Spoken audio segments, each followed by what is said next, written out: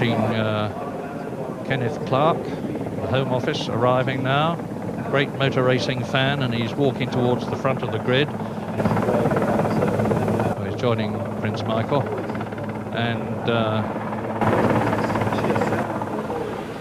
Mansell, just to say again, pole position.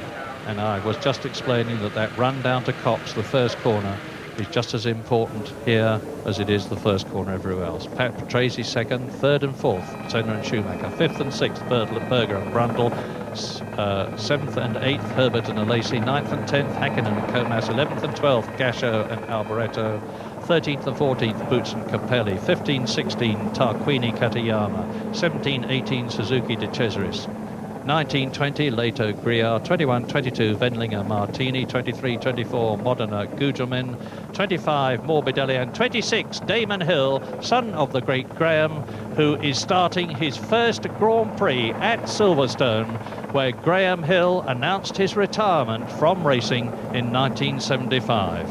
A very emotional time for Damon. Driving Brabham Judd, but he is test driver for this man, Nigel Mansell, because Damon Hill is very much responsible through his test driving ability for the development and the constant improvement of the Williams-Renault cars. That there he is in the new colour scheme Brabham, with a Judd V10 engine behind him, and he will be aiming to finish the race above all else. Staggered grid, that is again another safety feature, means the man in pole position has actually got a car's length start over the man who is in second place, so that will be an added benefit for Nigel Mansell. You may recall that last year Senna got away magnificently at Silverstone and was taken and lost the lead to Nigel Mansell at Stowe Corner on the first lap. The press corps, the cameramen, the television commentators and services are all here in massive numbers. And I hear in the background the klaxon horns. The next thing that happens, of course, with 1 minute, 60 seconds to go. And as I say that, the sun comes out and bathes the grid in bright sunlight at the front, a very good sign. I look around the sky, we're pretty high up here, and I can see some blue sky, as you can now, and there are clouds amongst it. But we're in for a great race. Yes, engines running. I'm just looking up and down the grid. I see no arms raised. The grid pretty much clear. We get a green flag as we look at poleman Nigel Mansell, the hottest favourite in a Grand Prix for many years. Absolutely dominated practice and qualifying, and away they go. This, remember, is just the parade lap. And warming tyres, Mansell will lead them round, and going into Copse Corner, they approach that at 180 miles an hour in top, break down to 5th gear, slow it down under a very quick corner indeed, Copse, and now up the short straight, flat out kink there at Maggots, and then on the brakes and into the right, left, right complex of Beckett's, which is taken in 4th gear, and now accelerating out and away down the Hanger Straight, and Mansell going quite quickly. At this stage on the warm-up lap, he'll want to warm his tyres up. Remember, this is where he flew past Senna on the straight. The Renault really surprised everybody, the power of it last year in the Grand Prix, particularly Senna. And now, having gone through Stowe Corner, Mansell will start to slow it up. Down into the Vale, with a tight left-hander. Then into the old club corner as they accelerate away.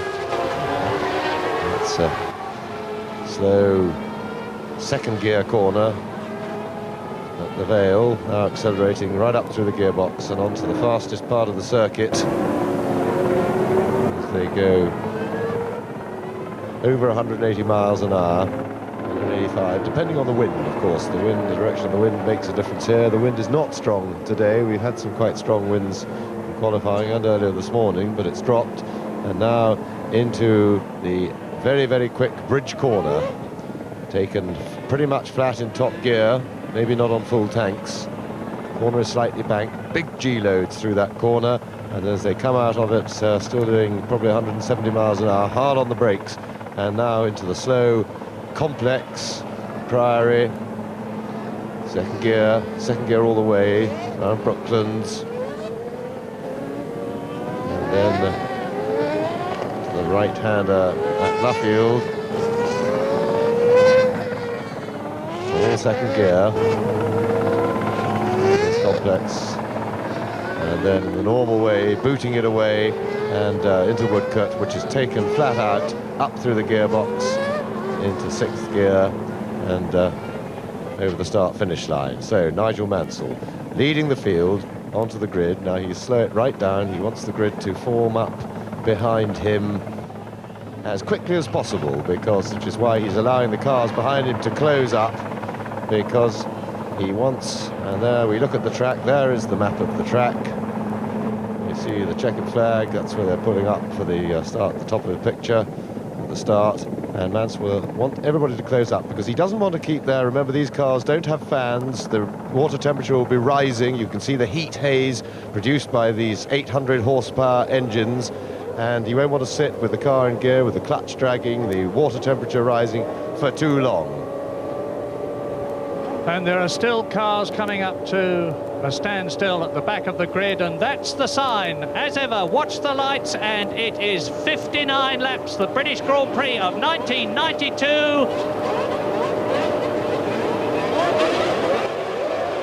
He's go, and Mansell straight on the power. Patrese alongside him, the Italian has again out-dragged Nigel Mansell. He leads into Copse, and Martin Brundle has passed Schumacher.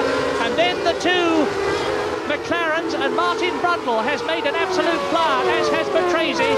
And Patrese, the Italian in the Williams Renault, is now in second position because Nigel Mansell has exerted his authority and has surged past Patrese, who is now being attacked by Martin Brundle, and Schumacher is being attacked by one of the McLarens. I didn't see whether it was Senna or it's Senna. They're coming down to Stowe Corner now. Mansell leads, Patrese, Brundle, Senna is in fourth position in the McLaren. Berger is going through to fifth past Schumacher, and Alesi has been taken by Johnny Herbert, who started ahead of the Ferrari, lost the position and has regained it. There he is, car 12, the Lotus of Johnny Herbert. Mansell still leads, and there are 58 full fast laps to go at the end of this one. Yes, and a tremendous first couple of corners, because Senna and Schumacher rejoined their battle that they had in Magny-Cours, where Schumacher rather rudely attacked Senna, and Martin Brundle keeping his position over Ayrton Senna, who was attacking, as Mansell already opening up a very large gap. Mansell got a fair bit of wheel spin at the start, but it's all action. And Schumacher taking Berger, Herbert inside Berger. And Berger got jumped then, as he had jumped Schumacher at the end of Hangar Straight, and it is all action behind the two Williamses. Indeed, and the man to watch is Martin Brundle. He's putting away from Senna, who is just keeping ahead of Schumacher, and in sixth position it's Johnny Herbert. So it's good for Britain. Three British drivers in the top three at the end of lap one, and there is the leader. And it really is like a 10-lap race, the way they're going at it for third place and behind. But in the meantime, Martin Brundle, who hasn't made a great start, has not been party to the argy-bargy, has got a clear run, has been able to give it everything. Schumacher getting inside Senna. And this is really hairy stuff. Senna not giving way. He must feel a little bit threatened by Schumacher's inexperience, because that's what he felt caused him big trouble in Magny-Cours. But he's not showing any fear of it. And he won't want this attention. He'll want to be chasing Martin Brundle, and Brundle is going fabulously well. As I say, unmolested by the infighting behind, and that always slows the pursuers down. Through Bridge Corner now, and Ayrton Senna, maybe in an uncompetitive car relative to the Williamses now, and even possibly to the Benettons, but he's showing why he's been 3 times world champion. he is not giving up. He gives no quarter. Nigel Mansell led by 3.2 seconds after the first lap, a quite incredible lead. Here he is, he's piling on the pressure, he's breaking the opposition. 1 minute 26.9 his first lap. Now he leads by 6 seconds. Patrese second, Brundle third, Senna fourth, Schumacher fifth, Herbert sixth. Then it's Berger, Alesi, Comas and Mika Hakkinen in 10th position in the second Lotus. Yes, and Martin Brundle lapping 3 seconds a lap slower than Nigel Mansell, and that is exactly confirming the practice and qualifying form and the superiority of the Williams, which has been big all season, is now absolutely enormous here at Silverstone. The circuit really suits the car, or should I say it the other way round, whichever way you want to look at it, and this is the biggest margin we have yet seen between the Williamses and the others. Riccardo Patrese playing very much a subordinate role to Nigel Mansell, but in a comfortable second place as Schumacher continues to harry Ayrton Senna. And down shortly to complete another lap, because Nigel Mansell, race leader, is through Luffield 2. He's coming into Woodcote now to complete lap 3 in this 59-lap race. There's Mansell just at the bottom of your picture, and look how far back you have to look to see Riccardo Patrese in the second Williams. There is Mansell into Copse Corner at 140 miles an hour and more, accelerating away. Look, you see, he's very soon going to be in a position, he's leading by 8 seconds now, where he can actually back off and control the race. Not yet, but on his second lap, he was only 0.6 of a second outside the lap record, and that's with a full fuel load. And so, Patrese in second position. He's got a gap between himself and Martin Brundle of 1.5 seconds. And here they come. This is Patrese second, Brundle third. Senna is in fourth place, tucked behind him and attacking is Michael Schumacher in fifth position. In sight is Johnny Herbert. And Johnny Herbert really confirming his and the Lotus's good form, because he's up there splitting the McLarens. He's ahead of Gerhard Berger, that's Senna going through. Schumacher still chasing, but not actually attacking at the moment, so Senna able to settle a bit, which he wants to do, because he wants to get rid of those attentions. And behind you saw Herbert there in the background, behind Schumacher, with Berger following him. And this is 3 times world champion Ayrton Senna in a McLaren which does not handle as well here at Silverstone as the Williams Renault ahead of it, and it shows, of course, because now on lap 4 Senna is some 10 seconds behind Nigel Mansell and being harried by Michael Schumacher, as Riccardo Patrese, showing no sign of the crash he had yesterday, goes through second. There is Senna fourth, Schumacher fifth, Johnny Herbert in sixth position, Berger in seventh place, and behind Gerhard Berger in eighth position it's the Ferrari of Jean Alesi, followed by the Ligier of Comas and the second Lotus of Mika Hakkinen in 10th place. Senna and Schumacher.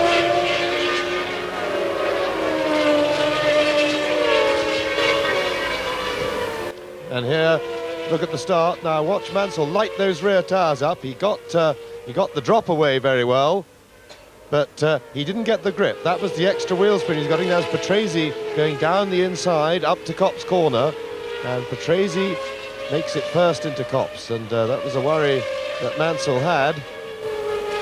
But Mansell, as the others follow through, and there was a bit of fighting there. Senna got the chop from Schumacher. And away they go. And at the same time, Martin Brundle went ahead of Michael Schumacher, his teammate, to go up into third position, which he is still holding as they go through and complete their fifth lap. Now, Mansell has already done so. Red 5's done 5 laps, and he's on his 6th lap with another 53 to go. Massive lead. 1:26.5 was Mansell's last lap time, and that's only 0.2 outside the lap record. And this is turning into a demonstration drive, an absolutely enormous gap. 11.8 seconds, and one just has to hope that Mansell is not overcooking things. Well, I was just about to say, and despite that enormous lead, he already seems to have throttled it back, Murray.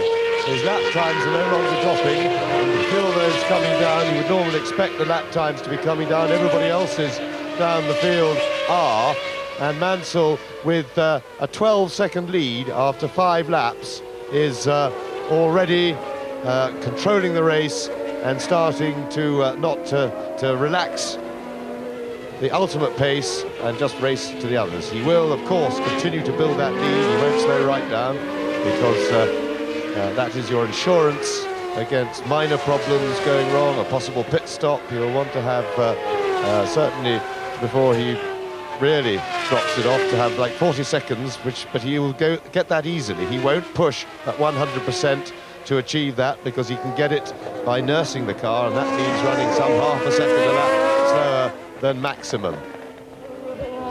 Well, let's take a little breath for contemplation, and apart from the dominance of Nigel Mansell thus far, my main impression as we ride with Nigel Mansell, you see his helmet just on the left-hand side. That is Beckett's corner. Now into those 4.5G corners, the right, left at Beckett's itself, round Chapel Curve, doing about 150 miles an hour down the fastest part of the course. Well, equal fastest. He's doing 190 miles an hour here as he goes into Stowe Corner, whacks it back into 5th gear, round Stowe at 100 miles an hour, swing left into the Vale, a little dip here. Now there's a short climb into another left-hander, 2nd gear, which leads into the 3rd gear, right-hander at Club Corner, from 3rd to 4th to 5th to 6th, almost as quickly as you can say it, up to Abbey Curve, the left-hander ahead of us at 180 miles an hour. Then he sees in front of him the bridge, there it is, and into Bridge Corner, 5th gear, 160 miles an hour, believe it or not. They look pretty heavy clouds overhead. The left-hander at Priory, 2nd gear, the 2nd left-hander at Brooklands, now a tiny short straight and into the double right at Luffield, 2nd gear. There's the first one. There's the second one. Now into Woodcote, up through the box, from 2nd to 3rd to 4th to 5th to 6th, and exit Woodcote and into the start and finish straight over the line to complete another lap into Copse at 180 miles an hour. Yes, and certainly you could see then that Mansell has throttled it back a bit, because he wasn't using all the road. He missed his apex, left himself a good margin at Bridge Corner, was a good couple of yards off the apex. And another shot of him sliding through the Beckett's complex there, the car drifting, beautifully balanced. And there's Patrese with leading the pursuers, and Patrese starting to edge away from Brundle, still holding a fine 3rd place. Senna can't catch him, Schumacher following. Johnny Herbert, they're dropping slowly, gently. Herbert now nearly 4 seconds behind Schumacher, but still comfortably holding off Berger and Alesi. Well, I didn't finish my previous thought when we joined Nigel Mansell on car, so let me do it now. I was going to say my outstanding impression of the race thus far, apart from Mansell's dominance, was how well the Benettons are going. We're watching them now. There's Brundle, there is Senna in the McLaren, that is Schumacher, and the Benettons, very nimble. They are lighter than the multi-cylinder engined cars ahead of them, by virtue of the fact that they have the V8 engine. That means to say that they are lighter and they can carry less fuel. The fuel economy is better. They may start going even better during the latter stages of the race. And Michael Schumacher there in 5th position in his first race at Silverstone is wearing away at Ayrton Senna, and Ayrton Senna will himself be very wary, because as now another fastest lap, Nigel Mansell, 1 minute 25.8, and that is half a second, 5/10 of a second faster than his own previous lap record. 136.2 there compared with 135.3. So Mansell's fastest lap, nearly a mile an hour faster than last year, and we are now on lap 9 out of 59. And it is clear that Schumacher could go faster if he could only get past Senna, but he is stuck in the hole in the air being made by Senna's car. And by that I mean that when you're following another car, although the hole in the air helps you on the straights and you can go a little bit faster than you can on your own because of the reduced wind resistance. When you get to the corners, the closer you are to the other car, the less grip you have. You saw a little wobble there from Schumacher, and that's a testimony to the lack of grip he has, being not having clean air to work over the wing surfaces and the aerodynamics of the car to push it down onto the road. And that is the perennial problem with passing in Grand Prix racing. The closer you get to the car in front of you, as you get up to try and get into your position to pass, the less grip you have to be able to do it. And you can see very well there that Schumacher is stuck. He needs a mistake from Senna, probably, and Senna knows full well that that's what Schumacher needs, so he'll be making strenuous efforts not to give it to him. And for that, he'll have to drive a little bit carefully and not throw the car into corners, but being in a sandwich is probably the most difficult thing in this business, because although he's not in the ultimate sandwich, and that is where you're trying to pass the car in front, but you've got somebody behind trying to pass you, he is trying to catch Martin Brundle. Brundle going extremely well in third place, made a great start. He got the power down better than anybody else at the front of the grid, got him into third place, into the first corner, and he's looked very comfortable there, and very much as if it belongs to him at the moment. And Martin Brundle has got his confidence back. I was talking to Eddie Jordan, for whom Martin used to drive in Formula 3 earlier on today, and he reminded me that Martin Brundle had beaten Ayrton Senna 9 times in Formula 3 in 1983. Well, he's ahead of him at the moment, and he's showing every sign of staying there.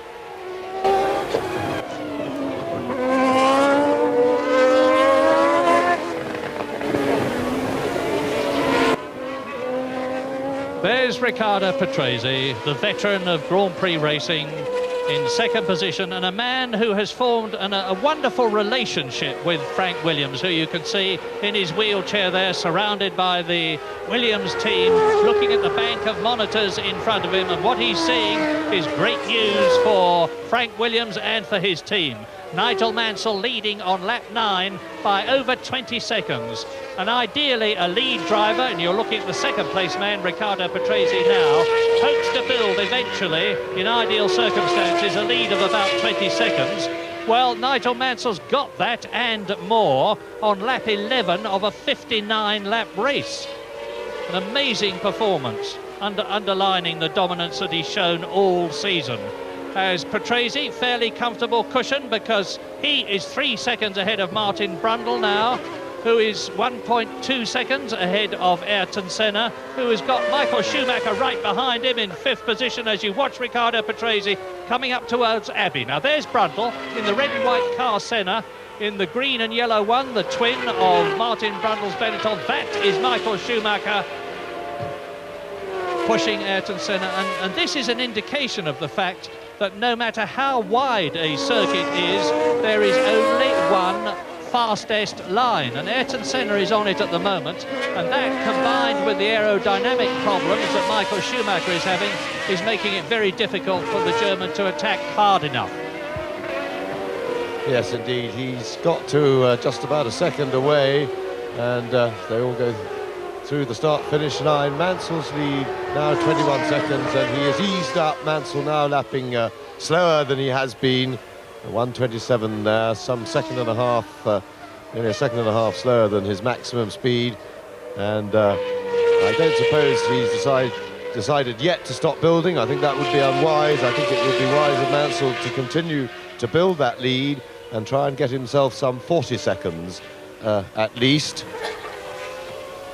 And there is Nigel Mansell. And he will shortly be starting to lap the back markers. Damon Hill in his first Grand Prix qualified in last place, but a magnificent achievement in the underfunded and pretty uncompetitive Brabham car. And currently bringing up the rear guard. Now Mansell through Woodcote corner, now by the pits. We'll see the Williams pit board. That's plus 21.3 with 47 laps to go, and his lap time was in between. And Mansell would get about that amount of time that we had to read it, but he does not expect to read all 3 lines of it on one lap. through the Beckett's complex. And with the pit board, what happens? And now you can see the back markers now in the distance on the hangar straight. You saw from Mansell's onboard camera, there is Damon Hill. The car's ahead of him. And on the wide, fast, open spaces of Silverstone circuits, Mansell will have no trouble dealing with the back markers with the all-powerful Renault engine to help him. He's in no rush. He won't have to do anything heroic or anything risky at all to get through the back markers. That was Martini leading Damon Hill. And Mansell has throttled back quite considerably. As I say, I think he would be wise to try and build now in the complex. That's the one place he didn't want to catch the slower cars, because it's a little bit follow my leader through this section, and he knows he's in no hurry. If had he got somebody pressing him from right behind him, he maybe would have dived inside the back markers there. Impressed, but no need to take a risk. So Mansell comes up and laps Damon Hill, who is running last but still running, and that's the important thing. Mansell's next target, as he laps driver after driver, is the likeable Italian Pierluigi Martini in the Dallara Ferrari. And incidentally, the fastest lap that we have so far is still Nigel Mansell's lap 8, 1:25.847, a new lap record. Past Martini on the way to Stowe goes Mansell, and his next target will be Gianni Morbidelli. There it is, the yellow and black Minardi with the Lamborghini engine. So Nigel Mansell has lapped Hill, he has lapped Martini, next one Morbidelli, and he's not had any problems thus far. Now this is an advantage of the wideness of Silverstone, because when you've got a massive speed differential like the Williams Renault has between it and the Dallara Ferrari, for instance, and the Minardi Lamborghini, you can just pull over and surge past. You can if you're Nigel Mansell, and he is on lap 14 now, leading Riccardo Patrese by 23 seconds, as near as makes no difference. Lap 14 completed. Here is Morbidelli. And Mansell making it really look very easy indeed, which one has to say it is. In that car, the superiority is enormous, and he's not really having much of a challenge from Riccardo Patrese for understandable reasons. He's pretty depressed at the French Grand Prix. Most surprisingly, he got orders from the Williams team to not stand in the way of Mansell's progress, i.e. not to race him, and that seemed strange, to say the least, but of timing, because with both McLarens out of the race already, and Michael Schumacher as their only pursuers starting from the back of the grid, it seemed odd that the racing should be taken out of the World Championship. There is Senna and Ron Dennis, Senna's team manager, in the McLaren pit with their bank of TV monitors and lap time printouts and all the information about the race. Senna still in fourth place, fending off Schumacher. Now Schumacher has dropped back a little bit for a rest, and he's got a little bit closer there, as you see, to Martin Brundle. And Senna now only 1.5 seconds behind Brundle, so maybe starting to apply gentle pressure. It looks like we could have a battle starting to develop for third place. Behind them, Johnny Herbert has made, although he's fallen back from that battle, he's some 6 seconds or so behind Schumacher. He's made a little bit of clear air between himself and Berger in 7th place. So Herbert holding down 6th place very much on merit, and Alesi still hounds Berger, and behind Berger, Alesi rather, the other Lotus of Mika Hakkinen is starting to pressure them. Mika Hakkinen's car going very well today. In fact, when Hakkinen was busy with his rather eventful morning, courtesy of the Buffalo Bill, Herbert had a go in his car and liked it and was half a second quicker, first flying lap, than he was in his own. So he was a bit miffed about that, and they were trying to find why Mika's car was so noticeably quicker than Johnny Herbert's. and they've been trying to fix that. Lap 16, quarter distance, no retirements. Nigel Mansell leads Riccardo Patrese by 22 seconds, and you can see the battle for third, fourth and fifth. Here it is. Brundle third, Senna is fourth, Schumacher is in fifth position, Johnny Herbert is sixth in the Lotus, seventh is Gerhard Berger, eighth is Jean Alesi in the Ferrari, ninth is Mika Hakkinen, 10th is Comas, 11th Alboreto, 12th Capelli and 13th Gasho, 14th De Cesaris, 15th Boutsen, 16th Tarquini, 17th Suzuki, 18th Guiar, and in 19th place, as I'm waiting for them to come through now, behind Guiar.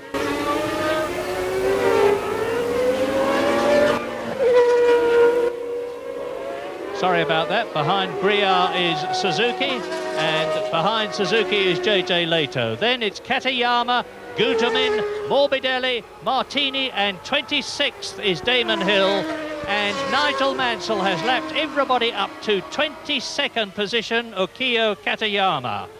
And he's on lap 17 now. As you look at the battle for third position, Martin Brundle holds it. In the red and white McLaren is Ayrton Senna. That's him, world champion, 3 times. Record number of pole positions. And Ayrton Senna has 34 wins behind him.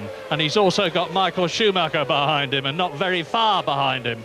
But this is another example of how very difficult it is to pass as Patrese goes through the left-hander. The battle for third. 6th behind them is Johnny Herbert. And Senna is beginning to put pressure on Martin Brundle's third place. He's now getting to the critical point where he is in Brundle's slipstream, which will help him on the straights, but will certainly hamper him in the corners. And the car becomes very hard work to drive, because as well as the problem of having less grip, the car slides about more, so you have to fight it more, and it simply has less grip. You also have a problem with sighting, because when you get really close to the car in front, you don't have a clear view of the corners as they come up, and so it's a additional mental as well as physical stress. And he is now, I think, in the zone where it's going to be very difficult to get any closer. He's less than a second behind, or he was as they crossed the line then. And Mansell is really eased right up at the front of the race, taking it very easy now. He's dropped his lap speed by some 3 seconds a lap over what he could be doing. And that's the battle behind. That's Gerhard Berger, Alesi, and Mika Hakkinen. Mika Hakkinen, Johnny Herbert we see through the picture now. That's Johnny Herbert in the leading Lotus in 6th place. Rusto corner, and Lotus really seem to be on a revival. The team has got a new car. They've got 2 of the most talented young drivers, up-and-coming drivers in the business. Mika Hakkinen, Johnny Herbert we know a lot about. Mika Hakkinen won the Formula 3 championship a couple of years ago in very much the style that Ayrton Senna did. And we've now got the battle of third place amongst the back markers and the traffic, and Senna will be looking for an opportunity here. I can't see Martin Brundle giving him that opportunity, because Martin Brundle is race-wise, as is Senna. He's been racing just as long as the Brazilian has. We're on lap 19 now, with Nigel Mansell's time having dropped a bit as he passes Thierry Boutsen's Ligier, and the Belgian driver Thierry Boutsen is having a fairly good race for him, because he is in 16th position and he's had some pretty dreadful ones this year. So Mansell's now lapped everybody up to 15th place, and he's about to take Andrea De Cesaris, who has driven in, funnily enough, exactly the same number of Grand Prix as Mansell. They're both in their 174th Grand Prix. Oh, Mansell absolutely slicing his way through the field, and of course he can afford to be circumspect about where and when he passes people. As ever, he is not only in touch with the pits through the visual signals, the pit board, but he is in radio contact, and he will know exactly what the situation is. He will be talking to the pits as he goes past. It seems incredible that you can be driving. Gabriele Tarquini, and he's about to be lapped by Nigel Mansell. Tarquini, who is in the Fondmetal car in 14th position. That's the new Fondmetal with the Ford engine, and it's getting better and better race by race, designed by Sergio Rinland. And Tarquini has been working very hard at it. His teammate, Andrea Chiesa, is not starting here. Now, here they are. Here is Tarquini in 14th place, about to be gobbled up by Nigel Mansell. You look back down the field and you see that Andrea De Cesaris, who Mansell only passed a little while ago, is also dropping back. Now, watch Mansell. He's with Tarquini. Mansell just slicing through the traffic with the greatest of ease, and here is the real battle. Now, Ayrton Senna is doing what you'd expect of a really experienced driver. He is homed in on Martin Brundle because they're getting amongst the traffic. And there is Patrese going through in the lead. With the traffic, they've caught up a bit. I think that was Pierluigi Martini he was about to lap. But Senna is getting himself placed, ready to pounce if there's any sort of confusion caused by the traffic, and Brundle has any sort that gets delayed at all. Remember, the lead car is the man in the hot seat because he can only lose his place. And Senna trying to get inside Martin Brundle in the infield, and that's looked a little bit optimistic to me. Maybe he thought Martin was a little early on the brakes, and there's traffic ahead.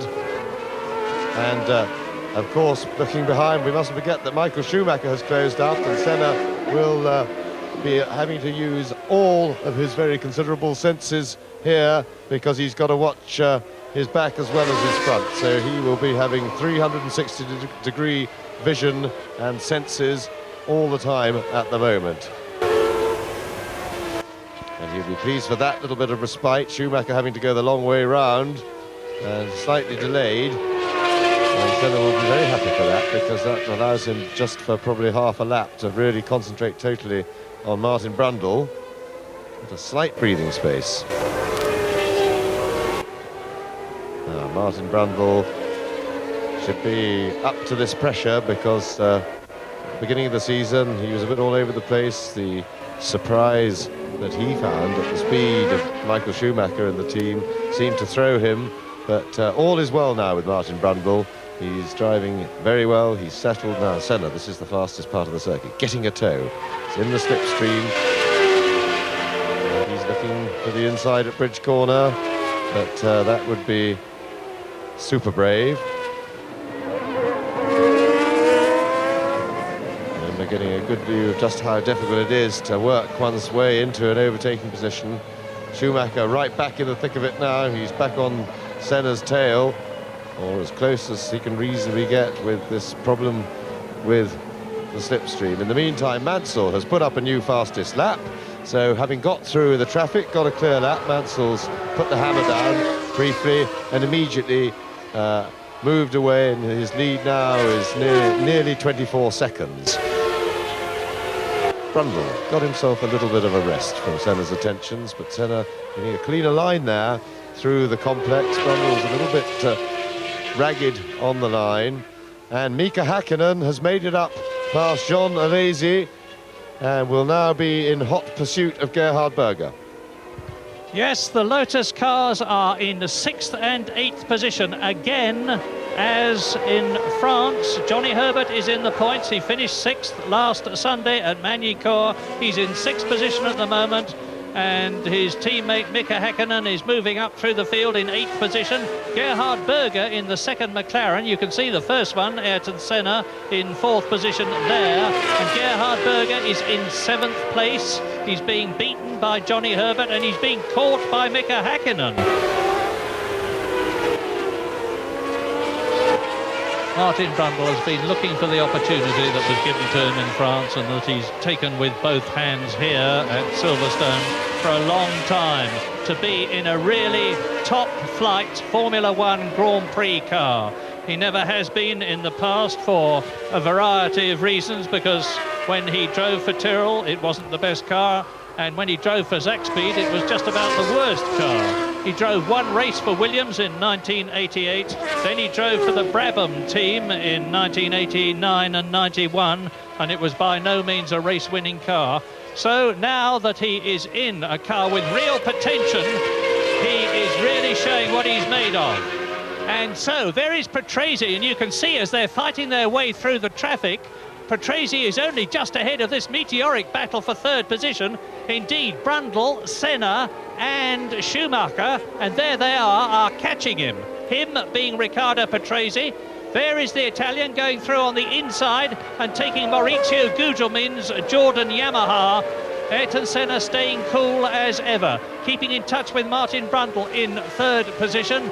Now look for the battle as there goes Brundle, Senna, Schumacher under the bridge into Bridge Corner to complete another lap, which will be their 24th. So we are well over 1/3 distance already, and the retirements are nil. And this is what Senna wants. Hold up for Brundle. And getting very close indeed as Brundle gets held up. And it's Maurizio Gugelmin who is perpetrating the problem for for Martin Brundle. But Senna still not really close enough as Patrese goes through. Whoops, and they're supposed to be friends, Gugelmin and Senna won't be pleased with that, because that has put him under threat now. You see the problem with Schumacher and for Senna. One little false move from a back marker and you come under threat from behind, and it's all hot stuff now. Patrese going through with a queue of cars in front. There's a big gaggle of traffic on the circuits, and Senna and Schumacher will be licking their lips metaphorically, trying to get waiting to get amongst this battle as it being their possible chance as one of the Tyrrells goes into the pits. Michael Schumacher, the back of that group. Brundle gets the power down well out of the Vale complex. Mansell put in a couple of really quick laps to extend his lead again and get well away. But this is where the race is. Senna and the Benetton sandwich. And two cars in the pits, Pierluigi Martini's Dallara and Andrea De Cesaris's Tyrrell are in the pit lane, but there's tremendous excitement, and this is it as they go through to complete their 24th lap. They being Brundle, Senna, Schumacher. Third, fourth, fifth. Riccardo Patrese is 2.5 seconds ahead of Martin Brundle, just out of the picture. There he is. You see him as they go through the complex at Beckett's, now into the left-hander at Chapel, now down to the Hangar Straight. And you can see that the Benetton seems to be not a mile an hour slower than the McLaren, although Senna's got this aerodynamic problem of trying to get past. But you see, Senna's line is so much better through the Beckett's complex than Martin Brundle's. He can straighten it out, he seems to straighten it out, which is what the line is all about. Through that complex, Senna still snapping away at Brundle's heels. And Riccardo Patrese, who has fallen back very close to the clutches as Eric Comas goes into the pits. So tyre changes starting. But Riccardo Patrese has lost an enormous amount of ground to Mansell in the traffic and to this group behind, as Senna now right on Brundle's tail. Still there's nothing you can do. There was Patrese, not very far in front.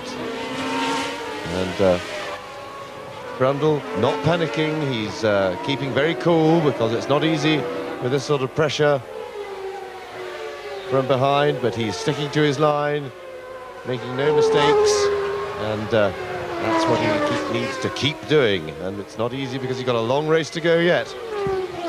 And they're catching Riccardo Patrese, not very quickly, but they are nevertheless closing up on the second-placed Williams. We're on lap 26 now, out of 59. And there is Grillar, followed by JJ Leto. That number 6 is Riccardo Patrese, second place.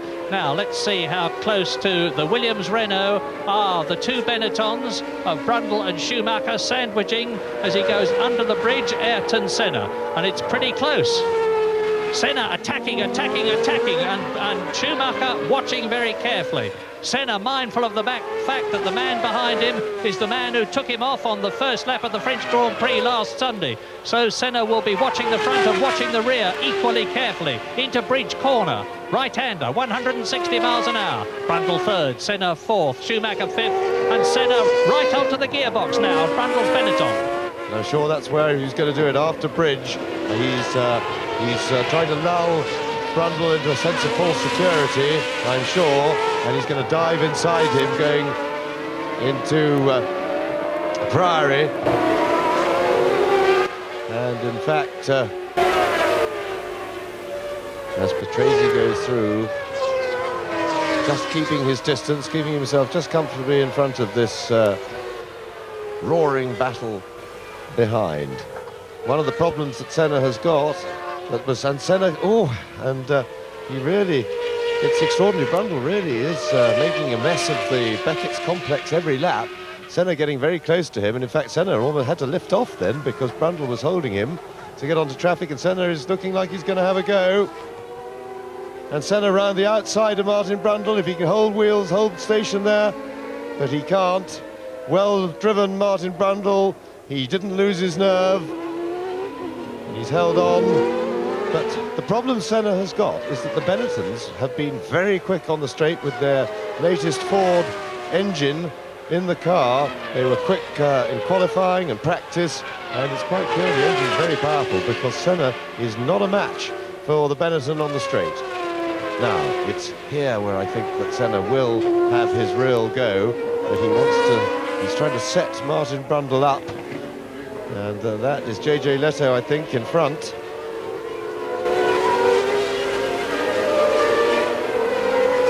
He's experienced enough not to hold this battle up, or so certainly Martin Brundle hopes. So Brundle has a look at JJ Leto, knowing that he's got Ayrton Senna behind him. We're on lap 28. We haven't lost sight of Mansell. We're concentrating on this tremendous battle for third, fourth and fifth positions. Nigel Mansell, I reassure you that of those of you who are watching and thinking about him, is leading the race by 38 seconds. Now, this is where Brundle's got to get past JJ Leto as they go into Stowe. And Senna was sufficiently held up then by Brundle that Schumacher got right into touch. I thought Schumacher was maybe going in touch to have a go on the straight. And I wonder if Brundle, in fact, we're maligning him, maybe he's got a handling problem through the complex, because he does seem to be massively slower than Ayrton Senna through that complex. And Senna again is close, and he'll pick up the toe on the straight. But at the same time, Brundle will be getting a toe from the Dallara ahead of him. Now, this is where Senna, through Bridge Corner, Brundle correctly covering his inside line, Senna right behind him. Leto also correctly moved out of the way. Schumacher jumps him, he's through. And we've got Griard in front, and Griard, who had a most undistinguished French Grand Prix.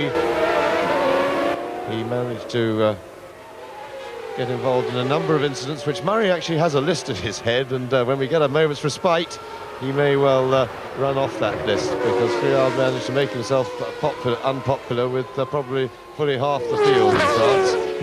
Yes, the man in the black hat at Magny-Cours in more ways than one. Black crash hat, and got himself a very bad reputation. More of that maybe later, but this is the interest. And what an interest, with Mansell leading by 38 seconds. Patrese is now 5 seconds ahead of Martin Brundle, because the battling Brundle, Senna and Schumacher are holding each other up in their efforts to gain places, and Martin Brundle to retain it. And that's given Riccardo Patrese a clear circuit breather to get ahead a bit, as again Senna attacks, and Nigel Mansell has still got the fastest lap of the race, and they're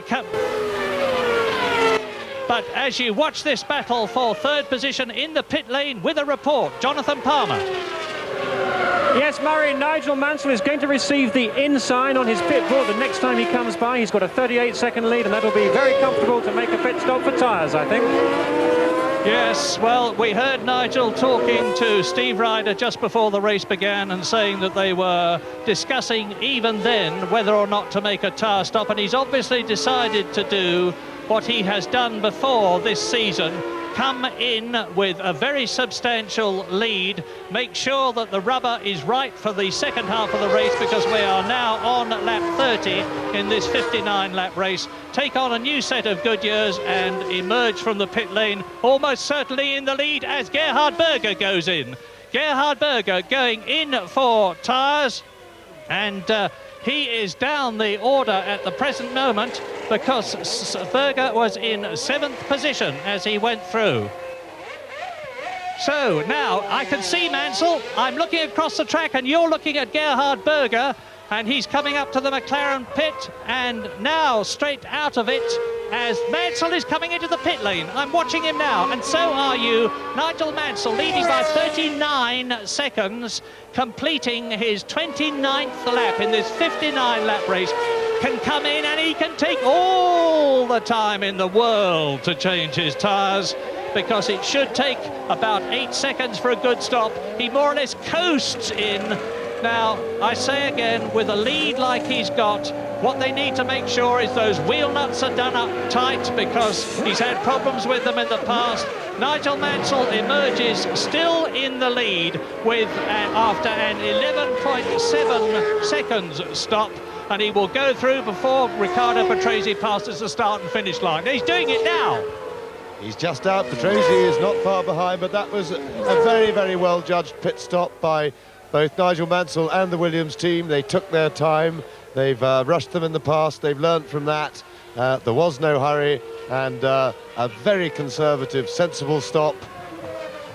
And he waited also, probably not to the best use of the tyres, but and there back for the battle raging, and trouble there for Ayrton Senna because he's held up behind a back marker. Breathing space for Martin Brundle and a huge gaggle of cars. But he's managed to jump Schumacher, which would be Senna's main worry in that little melee of cars. Now, will Senna stop for tyres? Berger has been in, and the tyres, the covers on the tyres, presumably for Senna's car, in the McLaren pit, because Berger's already changed. They've just come off. We think that Ayrton Senna is probably coming in on this lap. And it's interesting because we're at half distance, we're past half distance of this race, and yet people are going in for tyres, so it's a late decision. People are maybe making their decision during the course of the race. And Senna now, is he going in? Now comes to the end of the complex. No, it looks as if Senna's staying out for another lap. So Ayrton Senna, he's got tyres ready for him in the pits, but he's staying. Now, it has just struck me, and it is nothing more than a thought, that whilst Ayrton Senna, as Gerhard Berger has already done, will come in for new tyres, it is not necessary. And Johnny Herbert retiring. Johnny Herbert coming into the pit lane to retire in the Lotus, coasting to a standstill. And I was just saying that it's not inconceivable that the Benettons, which are lighter, will be able to go through without making a tyre stop. I have no prior knowledge that makes me think that. It's just a guess, but it's more than possible. And now it is still Martin Brundle third, Ayrton Senna in fourth position. You're watching Michael Schumacher, who is fifth. Up into sixth place comes the second Lotus of Mika Häkkinen.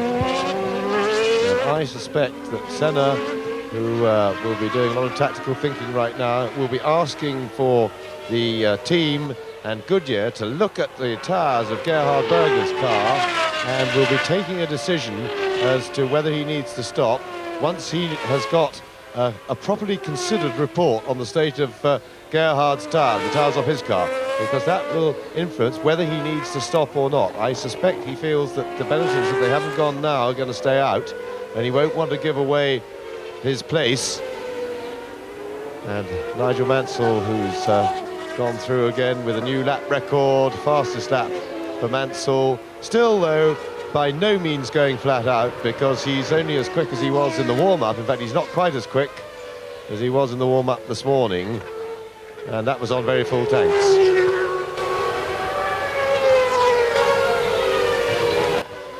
And we've just heard from the pits that Patrese is being hung a signal saying Mansell tyres OK, and that is almost certainly why Senna are staying out. They don't need necessarily to hang a board. They could have been doing it over the radio, as I suggested they would be, discussing the state, because one car from each team has gone in, and they know, having looked at Mansell's tyres, that by that they mean that Mansell's tyres could have done the second half of the race just fine. He could afford the luxury of a pit stop. It was a wise precaution in his case. They now know, for Patrese's benefit, that this is how teamwork works in this stage. There's not a lot of it, but in this instance, that is good information for Riccardo Patrese. So there he is, and that's important because his second place is by no means secure.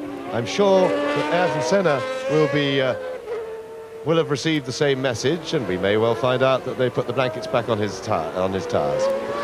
Yeah, as the race car comes in, the Jaguar car with its lights flashing, there's his pit board. Now, the race order on this, the 33rd lap, with Nigel Mansell leading, is Riccardo Patrese is about 9 seconds behind Nigel Mansell. That is Patrese. Martin Brundle is in 3rd position. In 4th position, it's Schumacher, who's just gone into the pits, and you can see the Benetton now, and he's going to lose his 5th position almost certainly to Mika Häkkinen. Well, not necessarily, because that's a super stop, and Schumacher is sprinting down the pit lane into his 34th lap, and Mansell on new tyres leads by 11 seconds, and Alesi is in now. And that is Alesi, and he's away again, under 7 seconds for the Ferrari stop.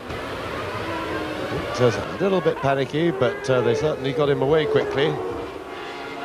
So suddenly a spate of pit stops, and I suspect Senna will have the same information that Riccardo Patrese got. Of course, remember, Patrese won't, the Williams drivers don't have to push so hard. And Jonathan has Johnny Herbert retired, of course, down in the pits. Johnny, that was an absolutely fantastic 6th place you were running in. The Lotus clearly going well and you making brilliant use of it. But what happened? Well, as you say, the car, we're making progress all the time. We've got ahead of the Ferraris. I think we got one of the McLarens sorted out, and it was a shame, really. The car was handling fantastic, but it's stuck in gear in the end, so it's a bit of a shame. Very hard luck, Johnny. Many thanks. And what a shame, but that is the lot of a racing driver, in that when it's a mechanical failure, you can't be disappointed with that. When you've done a good job, you have to take solace from that, and certainly Johnny Herbert did a very good job today. Now, Senna is in 4th place, but Mika Häkkinen moves up to 5th place, some 16 seconds behind Ayrton Senna because of Schumacher's pit stop, and Senna still harrowing Martin Brundle there. Brundle defending excellently, handling the pressure extremely well. And bang goes my theory about the Benettons not stopping for tyres as Martin Brundle comes in to do so, as Schumacher comes in to do so, and you watch now Martin Brundle pursued now only by Ayrton Senna closely. Schumacher, of course, having gone in for tyres. We're on lap 35 in this 59-lap race. Mansell is the lap record holder.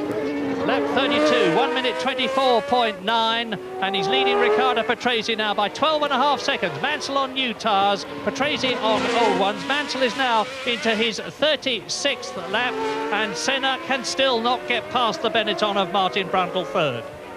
Yes, and I suspect a totally uncharacteristic spate of teamwork going on here, because it's very likely that Martin Brundle will be the beneficiary of similar information to that already given to Patrese that we saw publicly on his pit board, that we presume has been given to Ayrton Senna, and now Brundle will be the beneficiary of the information that the tyres look okay to do the whole race. And you may wonder why Goodyear and the teams don't know this before the race, and the answer is that the conditions change all the time, and these tyres are very sensitive to track temperature, the abrasiveness of the track, depending on how clean it's been washed by rain the night before. Remember, we had rain, a lot of rain yesterday. Senna still fighting for that third place. Harrowing, and incidentally, just to prove that the tyre conditions are definitely all right, Riccardo Patrese has just had done his 2 quickest laps of the race in the last 2 laps, and the second of the 2 was even quicker, so Patrese is managing to find additional speed despite the fact that his tyres are getting older, and that shows they're holding up well, so the information from the pits is good. Lap 37 out of 59. Race order, Nigel Mansell, fastest lap of the race, and he is leading very comfortably now. Riccardo Patrese by 13 seconds. Brundle is third, 6 seconds behind Patrese. Senna is just behind Brundle, and there is the Brazilian. In 5th position, it is Mika Hakkinen in the Lotus.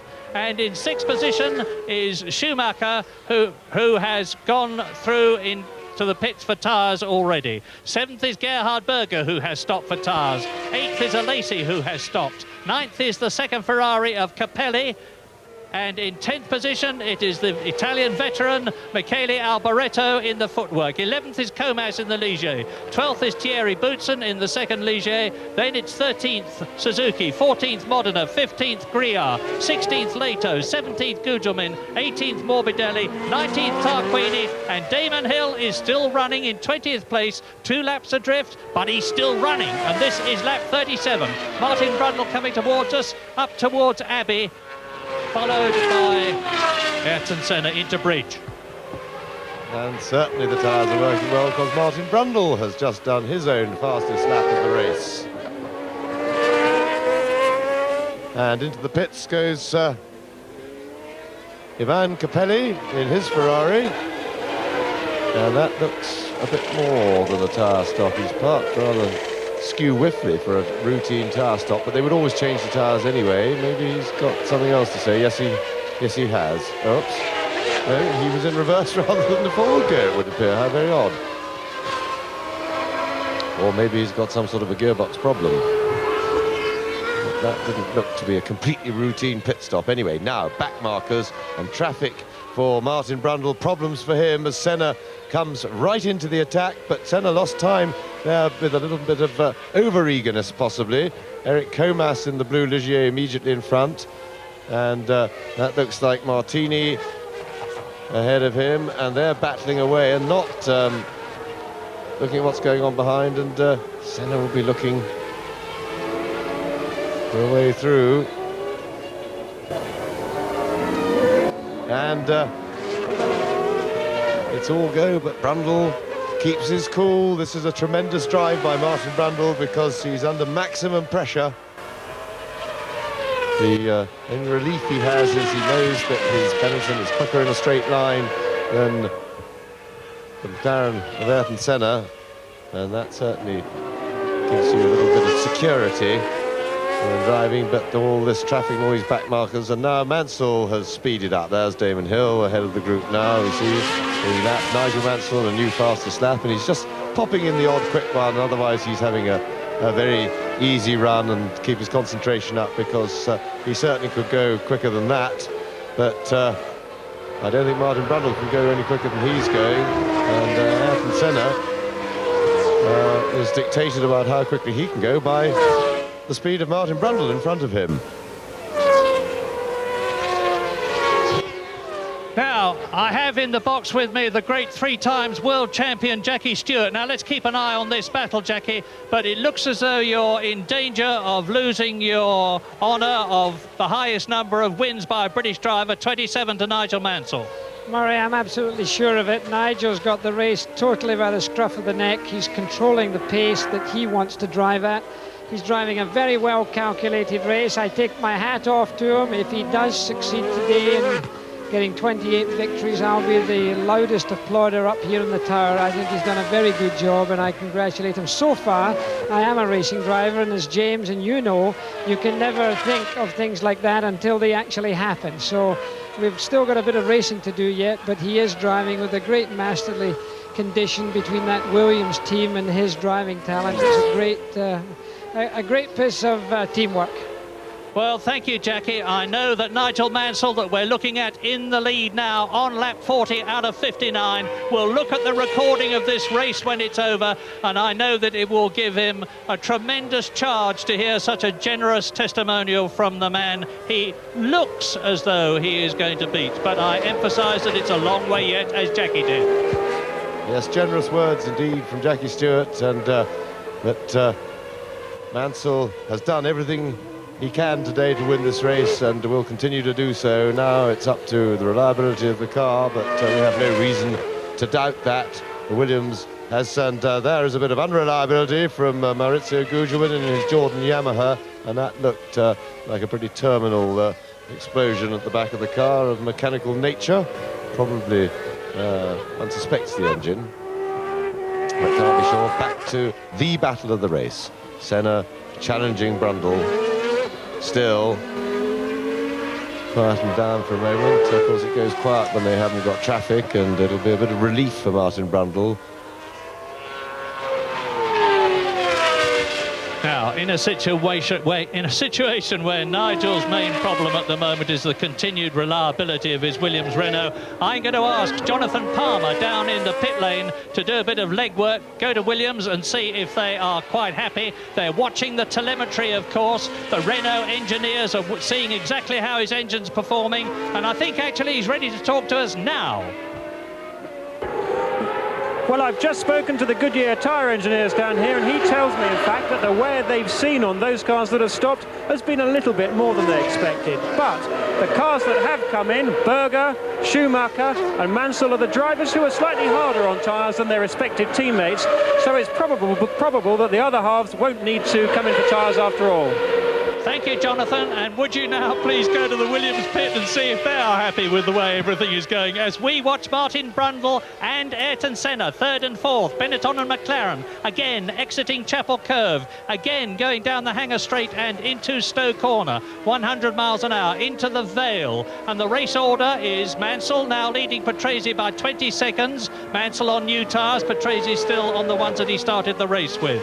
Brundle is 7 seconds behind Patrese and just ahead of Senna, as you can see. Mika Häkkinen in 5th position. In 6th position after his tyre stop is Gerhard Berger, who has displaced Michael Schumacher, who is in 7th place ahead of the Ferrari, 8th of Jean Alesi. And in 9th position behind Alesi, Alboreto in the footwork. 10th is Comas, 11th is Capelli in the 2nd Ferrari, and 12th in the 2nd Ligier is the Belgian ex-Williams driver Thierry Boutsen. But what an absolutely stunning race Martin Brundle is driving. So, of course, is Ayrton Senna, but I remind you that Ayrton Senna is 3 times world champion, and he, in his career, has won 34 races. Martin has yet to win one, and he's staying ahead of Senna. Well, certainly Brundle and Senna's tyres are working all right, because they have both put in their fastest personal laps of the race just this very lap, or as they last crossed the line. Senna relentlessly pressing on, and Nigel Mansell now with a lead of 22 seconds over Riccardo Patrese, and I think that probably he'd be well advised to keep, of course not pushing the car, not stressing it, but although half a second a lap doesn't sound like a lot,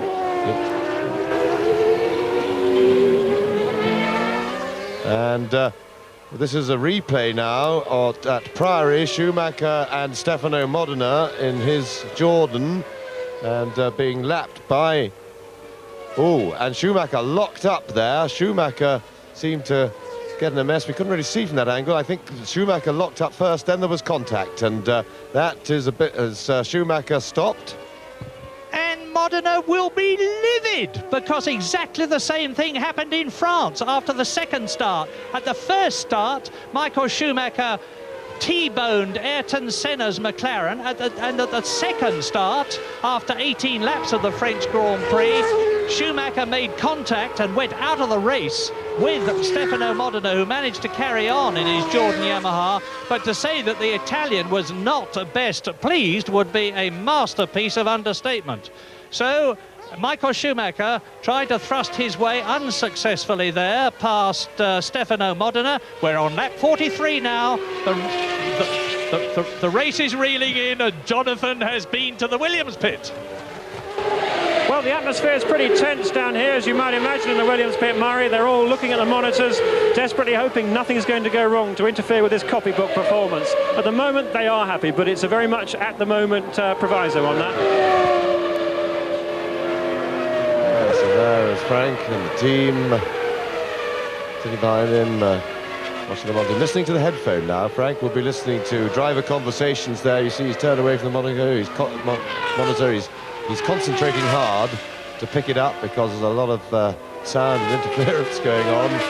And I think maybe they may be advising Martin Mansell to keep extending his lead. As I say, if he drops half a second lap off full pace, that's plenty to protect the car, although it doesn't sound very much mechanically, and to make sure of no mistakes, because it would be nice to have enough of a lead that if, for instance, one got a puncture, which is about the worst non-terminal thing can happen to you. And there's Brundle's board, placed 3 minus 6 seconds on Riccardo Patrese.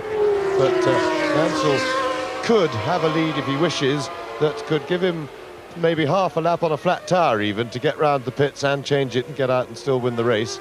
And one might as well have it if one can have it at no cost. And by no cost, I mean no risk to the car and its reliability. So, Senna. Now, Senna, this has been a very hard race for Senna, following Michele Alboreto, who's having such a good season in the footwork. And I think Senna looks as if he didn't get through then. No, Alboreto held his line. A little rest for Brundle, but the man who really will need a rest more than any is Ayrton Senna, because remember, following is the hardest work of all in this business, certainly physically. Leading and being pressured, of course, is probably harder on the mental pressure, but physically, you're driving in the slipstream, the car, you get more buffeting anyway because of the turbulence of the car in front, and your car has less grip in the corners because of that hole in the air. And in every way, it is more difficult. Your line of sight is impaired, and that looks like Alesi, who has parked his Ferrari. It looks as if it's been routinely parked. Although not a routine he'd like to go through again, because it means he's out of the race very much. Leaves in the steering wheel, as the rules now dictate. You mustn't make off with your steering wheel because it makes the car awfully difficult to deal with for the marshals. Senna using all the road at Copse Corner, having to pull back that little bit of ground he lost when they were lapping. And back to Riccardo Patrese, who is only 8 seconds in front of Martin Brundle. And I have considerable sympathy for Riccardo Patrese being shackled by the Williams team, no matter how they may have phrased it. They claim it wasn't really orders, but being asked not to do it, not to put the team at risk in any way when Mansell's trying to overtake him, basically means you've got to let him go through. And that's certainly how Patrese took it. And we think that that is a shame for racing, because this is a one-team demonstration for the World Championship, and I'm sure it's a shame also for Nigel Mansell, because he certainly would beat Patrese easily, and it would be nice for him to actually go out and win it. And it's getting pretty interesting in the Constructors' Championship at the present moment, because with Nigel Mansell that tremendous amount ahead of his teammate Riccardo Patrese, there's no problem for Williams in terms of leading the Constructors' Championship.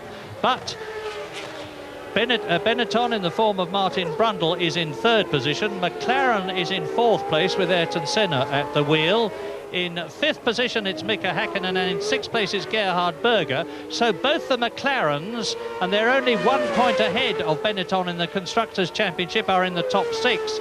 But Michael Schumacher, who had that touch with Stefano Modena, is in 7th place, and he's catching Gerhard Berger. There's Tarquini, who's going to be lapped again, as down the hangar straight comes Martin Brundle and Ayrton Senna, who have pulled away from Michele Alboreto. They've lapped him.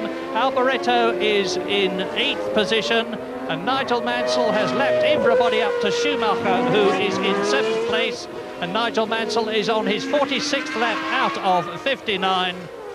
And Stefano Modena, oh dear, it looks like another awful race for Eddie Jordan's team, because that's Stefano Modena coming in to retire to join John Lacey, Maurizio Gugelmin, his teammate. So both the Jordans are out, Johnny Herbert out, of course, and Riccardo Patrese holding that second place behind Nigel Mansell and ahead of Brundle. Yes, and Modena's Jordan, really, it looked like the accident damage or the contact damage from the incident with Schumacher was responsible for that. The radiators looked to be damaged, and that would lead to a pretty quick engine blow up. So Mansell, well, he is extending his lead. He's now 27 seconds in front of Patrese, but not going as quick as he could. Of course, he's got to be careful in the traffic. He must not get tripped up. That would be the most unfortunate way to have any problems in the race. But I believe he might as well have as much lead as possible, and that's Mika Hakkinen. And Mika Hakkinen in 5th place with Gerhard Berger breathing right down his neck, and Schumacher right behind. And remember that Berger and Schumacher have both changed tyres. They are on fresher rubber, and that should be an advantage to them. And breathing down Hakkinen's neck on the straight, and Berger having a look. Oh, and Hakkinen says firmly no. And very quickly through Stowe. Mika Hakkinen, who's winning here in Formula 3, was every bit as good and as impressive as Ayrton Senna's. And he put some space between his two rather more senior pursuers. Lap 48, no change at the front, and by the way, Damon Hill is still running in the Brabham Judd. He is in 18th place, and here's one of the great drivers of the future, I am sure, Mika Hakkinen in the Lotus, 23 years old, from Helsinki, keeping that 5th place ahead of a very hard-trying Gerhard Berger, with behind them Michael Schumacher trying to displace the McLaren and get the second Benetton back in the points again. That's going to be very important, as I said earlier on, for the Constructors' Championship. Just 1 point between Benetton and McLaren. And there's the McLaren of Berger. There is the Benetton of Schumacher, 6th and 7th, battling for that place. Yes, and Berger's the man with the short straw here, because he's trying to attack Hakkinen in the front, but at the moment, right now, he's actually more interested in what's going on behind him, because Schumacher was very close to him then, and putting his place under threat. And that is the classic sandwich, and believe me, it's an uncomfortable place to sit. Or to be the meat therein. At the moment, I think Hakkinen is probably grateful for the attentions of Schumacher, because that is distracting Berger.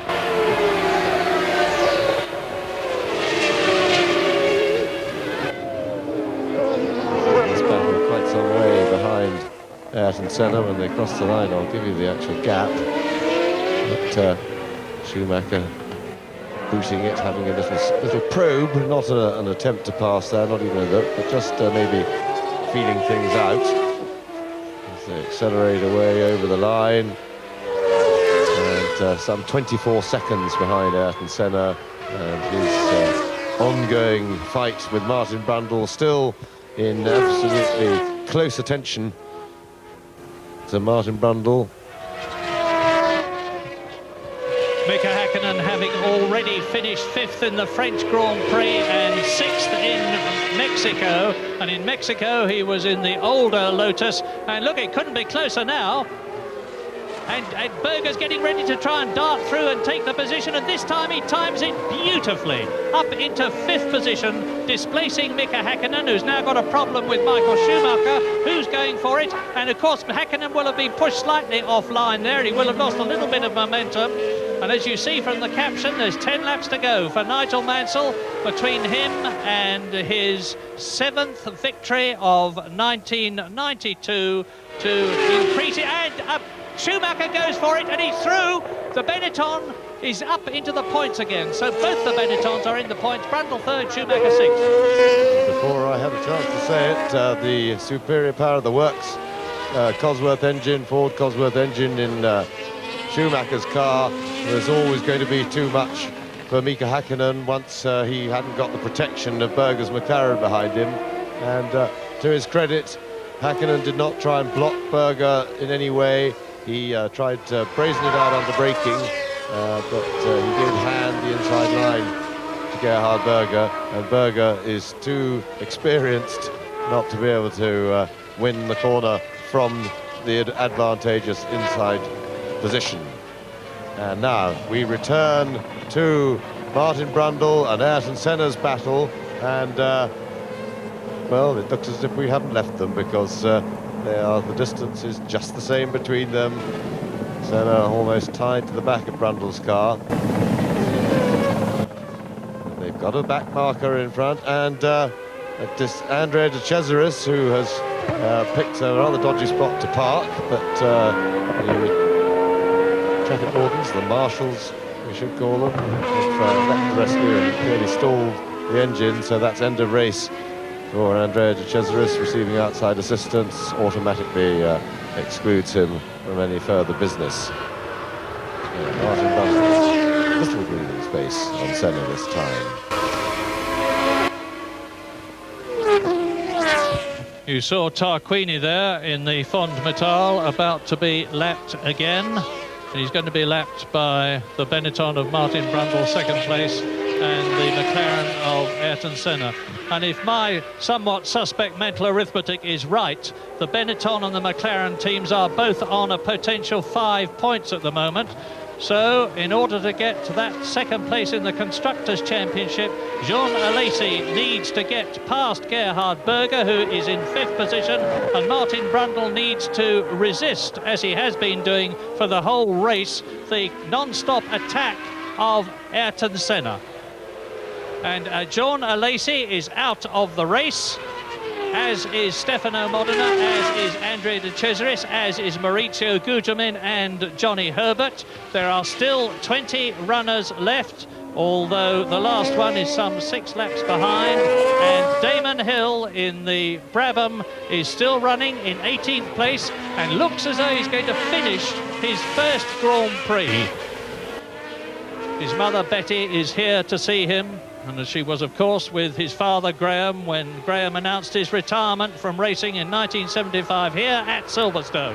And here at Silverstone, Senna, who has been following in the wheel tracks of Brundle the whole race, can still do nothing about the Englishman, who is beating him here in Formula 1 as he did in Formula 3. Yes, to be fair, not as often as Senna beat him. They battled through a long campaign, but in the second half of the season, Martin Brundle got on terms. Senna had beaten him pretty much all the way up to half distance, and Martin won a few races. And up front, Nigel Mansell has ignored my advice, but I won't hold that against him, because he knows what he's doing, that is for sure.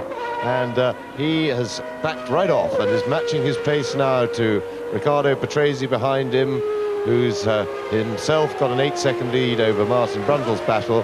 And there is the board, and there is Mansell, and he's got something like a 27-second lead, which is adequate. Here, Luigi Martini getting out of Mansell's way, but Mansell has decided to take it very easy, go very easy on the car, and one certainly wouldn't dream of criticising him for taking that approach with less than 10 laps to go. And his lead is in fact 28.5 seconds. And having, just after I'd said that, the last lap he did, he put in a slightly quicker one. So he's still going up and down with the lap times, and certainly that's also helps keep the interest, because this really has been a very, very easy race for Nigel Mansell. The crowd in the background, they are really loving this. Union Jacks abound all around the circuit. They've been coming in their droves ever since Thursday, and even before, some of them camping here. And Mansell is giving them what they came to see. Indeed he is, smoothly remorselessly and effortlessly, he's making his way round his 53rd lap in this 59-lap race with a 29-second lead over Riccardo Patrese, and he completes the lap. And Senna stops. Ayrton Senna is retiring from yet another Grand Prix. 5 times already this year he has failed to finish, and this makes the 6th time that the Brazilian 3 times world champion goes out of the race. Well, that's blown his world championship chances. I see no chance whatsoever of Ayrton Senna becoming world champion, even if Nigel Mansell had problem after problem for the rest of the season. Out goes Senna at Club Corner in the McLaren Honda, and this is the exact point where Nigel Mansell stopped last year and gave Ayrton Senna a lift back to the pits on the side part of his Williams Renault, and that was oh, look at that banner just to the right. Only nuts come from Brazil, Nigel Mansell, it says. Well, there's a lot of people that won't like that, but Nigel Mansell won't mind. Ayrton Senna won't be too pleased about it, nor with the fact that for the 6th time this year he is out of a Grand Prix, and this is the 9th race. He's only finished 3 times, a win at Monaco and 2 third places in South Africa and San Marino. And Nigel Mansell completes another lap. He completes his 54th lap. To go, 55, 56, 57, 58 and 59. The man who has dominated the race with the fastest lap. There it is. Yes, and at last a show from Nigel Mansell, and he's really put it down, and I think he's now probably just going to give the lap record a bit of a shake-up. I don't suppose even then he will go at 10 tenths. He'll probably take it up to 8 or 9 tenths speed, which will still knock it down. The lap record was, he's knocked some 3 seconds off it already. And we have Jonathan in the McLaren pit with news of Ayrton Senna's demise. Well, yes, James, Ayrton did in fact radio back to the McLaren pit, but most of what he said we can't repeat here. But I think the bottom line of it is that something broke, and it would seem to be the gearbox. He is absolutely mortified.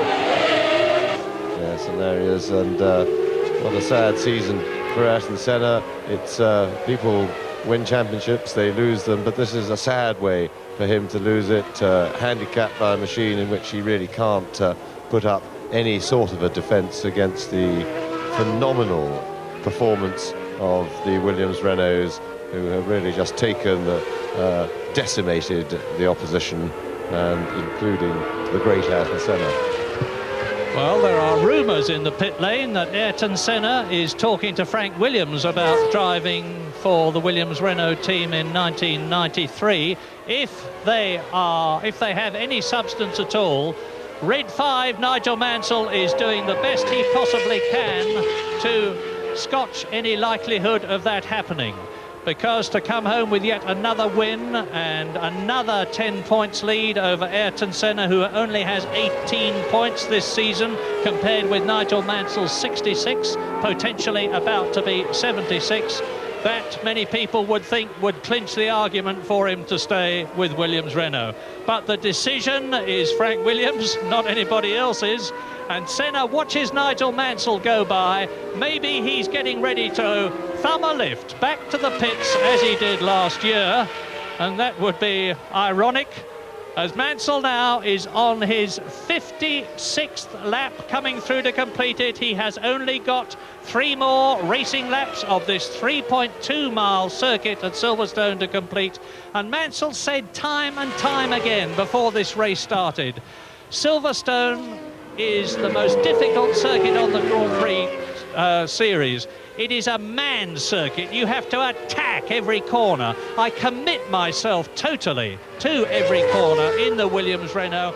I love Silverstone, and I am glad to say that the crowd appears to love me. Well, they have certainly got their money's worth so far today at Silverstone, because Nigel Mansell is on his way to winning his 4th British Grand Prix, 1986, 1987, that memorable Grand Prix at Silverstone when he shot through on the inside of Nelson Piquet in the Williams Honda at Stowe Corner to win. Last year, a superb victory, 2 second places, and here is Ayrton Senna. Now, you'll see Nigel Mansell in a minute. There he is. Senna sees him again, and Senna knows what the score is, and he knows that the score is 2 laps to go at the end of this one, with an enormous lead now, back again to 37 seconds over his teammate Riccardo Patrese. Well, there's one person out there who will be very glad that Senna is out of the race, not for any personal animosity, but purely because that's Martin Brundle, and he will be well relieved to be without that pressure, because it's made it a very hard race for him, and he'll be enjoying now being able to take it relatively easy over the closing laps and not have to face a last-ditch challenge, which he would certainly have been planning to have to parry from Ayrton Senna. Oh, and a new fastest lap for Nigel Mansell, and he's having a bit of fun with the lap record. I wonder whether Frank Williams totally approves of that, but I'm sure he doesn't mind, because, as I said before, that is a time that shouldn't be too difficult for Nigel Mansell to do. He's probably only at 8 or maximum 9/10, still keeping plenty in reserve. Such is the superiority of his Williams. And I'm happy to tell you that back into 6th position and into the points goes Mika Häkkinen. You watch Nigel Mansell on his 58th and last lap but one, and you saw Mika Häkkinen go through, and the crowd is winding itself up now. Mansell leads Patrese by 36 seconds. Brundle is a long way behind Patrese. Berger is 4th, Schumacher is 5th, Häkkinen is 6th, Alboreto is 7th, and Eric Comas is in 8th position as Mansell comes up to start what will surely be his victorious lap at Silverstone for the 4th time. So he's coming up now to catch and to lap Damon Hill, his fellow Englishman, who is going to finish, and Mansell is on his last lap as I speak to you now. And Nigel Mansell on his last lap now, and this will be, assuming he makes it round, we have to assume that now, his 28th Grand Prix win, which will surpass the record of the great Jackie Stewart, who was, in my opinion, one of, if not the greatest driver of all time. But don't be fooled, it's not a full comparison. Jackie also won 3 World Championships already in his 27 wins in many fewer races, but this is a fantastic performance by Nigel Mansell. He has persevered for the years, and he is now the leading British driver in terms of Grand Prix wins of all time. And what a place to do it for him. Silverstone, he's done it magnificently and in great style. But at the end of the day, this has been another very easy win for Mansell. He's managed it well, he's done everything he has to do. But the car has carried him to a great success with the fading challenge from his own teammate Riccardo Patrese. And Mansell now set fair to win the World Championship. They love him and he loves them. And Nigel Mansell comes out of Luffield 1 into Luffield 2, which is the last corner but one. They're breaking ranks, the Union Jacks are waving, and Nigel Mansell wins the 1992 British Grand Prix in terrific style. Hands off the wheel. He sees the opportunity to become the world champion getting greater and greater as he completes that winning lap, and is now on his wind-down lap. Now the tradition, and it's not one I approve of, to be quite honest with you, as Patrese comes through in 2nd place, is for the crowd to go onto the course as they do in Le Mans. And that's very dangerous, of course, because there are drivers a lap or so behind the leaders who are still going at racing speed. But Riccardo Patrese is going to finish in 2nd place to make it the 6th, 1st and 2nd for the Williams team in 1992. Mansell then. There he is, and there is the pit. And coming through is Michael Schumacher, who has passed Gerhard Berger. Michael Schumacher is going to finish behind his teammate. There's Berger, he's blown the Honda V12 engine. Mansell wins, Patrese second. The Benettons of Brundle and Schumacher move ahead of McLaren in the Constructors' Championship as Schumacher dramatically takes Berger on the last corner as the Honda engine in the McLaren blows. And Gerhard Berger finishes in 5th position, and Nigel Mansell, now let's see, as he is followed very, very appropriately by Damon Hill, who has just finished his first Grand Prix. Englishman leads on the track there, an Englishman follows in his wheel tracks, and you can see how happy Nigel Mansell is. Now, is Mansell going to stop and offer for the second year in succession a lift to Ayrton Senna? The answer is no, because Ayrton Senna has already gone back. I imagine he wouldn't be too keen on doing it a second year in succession, and he would have thought of that just as I did. Well, the crowd must keep off the course. Doesn't mean to say they'll do it. They are already all over the course in the start and finish position. But Mansell now is savouring this, and justifiably so.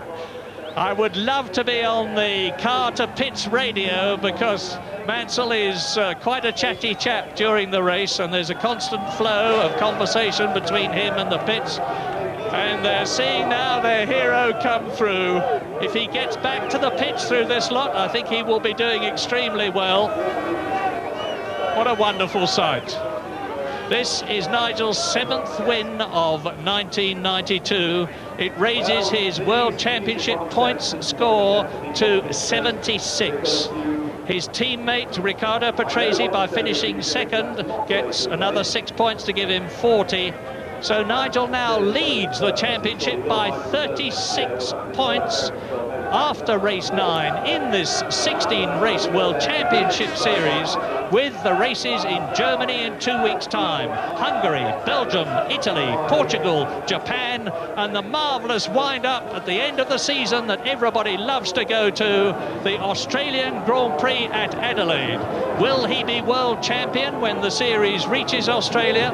Well, there is still a long way to go. He's got a massive lead, but it is not an unbeatable one, although it's certainly looking more and more like it race by race.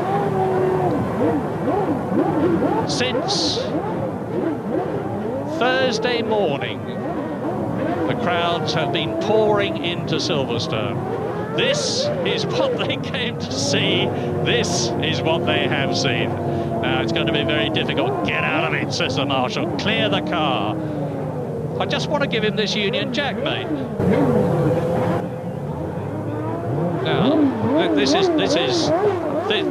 this is Club Corner, and when I tell you that Nigel has still got the run-up to Abbey, the Bridge, Priory, Brooklands, the 2 Luffield corners, Woodcote, and the start and finish, I mean, he's just going to have to rev it and try to get through. But I can't see the crowd parting. They're round their idol. They're within touching distance of him. They ought to give a big hand to Damon Hill, that you can see in the centre of your picture in the multicoloured Brabham with its new livery. But now, I say again that the British Grand Prix of 1992, round 9 of the World Championship Series, has been won by Nigel Mansell, 39 seconds ahead of his teammate Riccardo Patrese, with in 3rd position in the Benetton Ford, Martin Brundle, his 3rd place in succession. 3rd in France, 3rd in Britain. Martin Brundle is not on his way back, he's back. And Michael Schumacher in 4th position in the 2nd Benetton Ford. And look at Nigel Mansell now. He'll be boiling hot inside his racing overalls and inside his fireproof underwear, but he won't mind. Gerhard Berger finishes in 5th position, and in 6th position it's Mika Häkkinen. Michele Alboreto 7th, a lap behind. The first 6 all finished after full distance. And if I was Mansell, I would be getting worried. It's the remove the clothing and try and tempt them to run away with it. I was Frank Williams, I'll be getting worried about my car too, because I should think that's suffering a lot of damage there, not designed to be climbed all over. And if this is still Club Corner, they're going to have to helicopter him out. And I think one or two policemen aren't going to be a lot of help with this crowd. This is really maybe gone a little bit too far.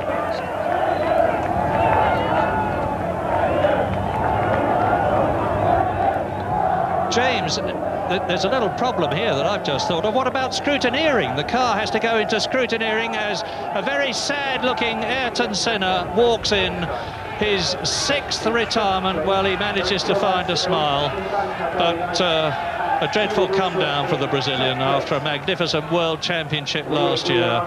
Now to retire from his 6th race and see his rival pull away from him. Give us a chance, says Nigel. Nigel is always traditionally tired, overtired after a race, and they're not giving him a chance.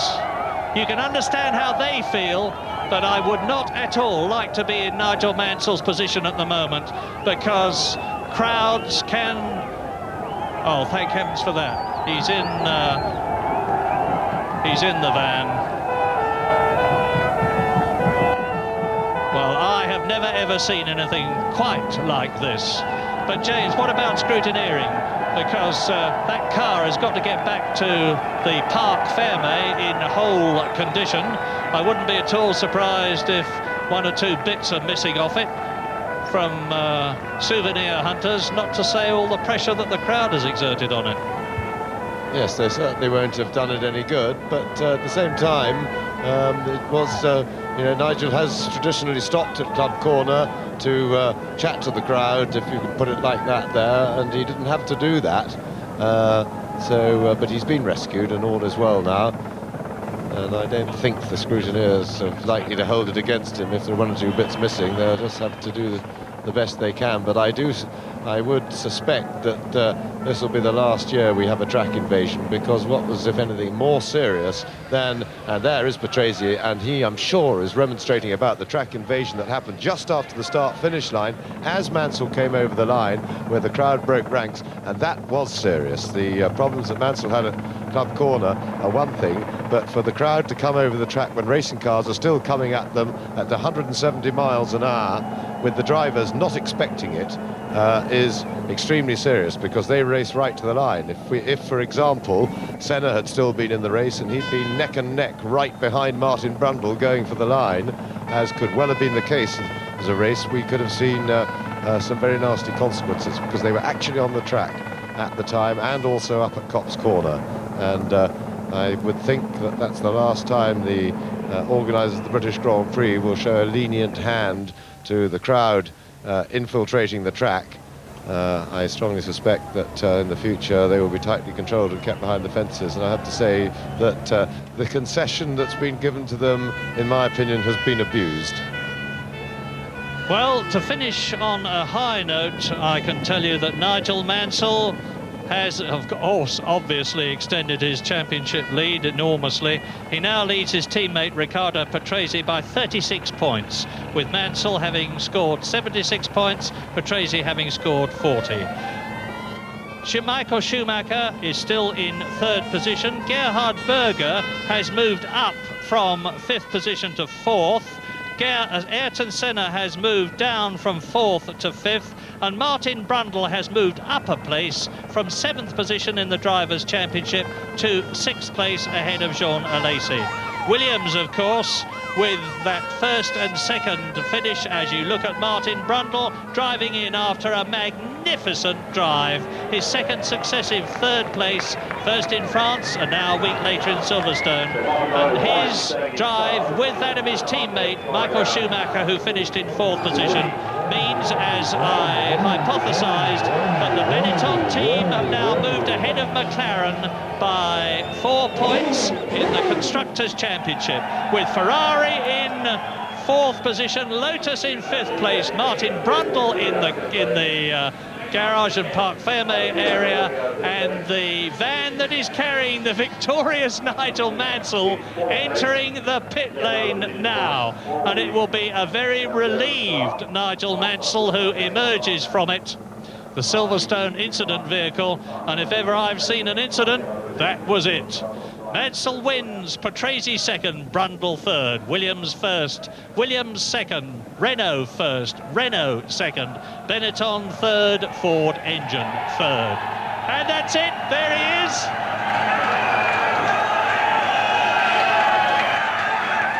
Talking to Charlie Whiting, the FISA scrutineer. Well done, Nigel Mansell. Barry Griffin of Goodyear gives him the traditional winner's hat, and we follow Nigel Mansell into the press office as Riccardo, what a super bloke Riccardo Patrese is, a true Italian gentleman. And he follows Mansell now. Look at the way this just shows how the adrenaline can give you the charge. I've been up and down those steps for the last 2 days, and I can tell you that they take a bit of climbing.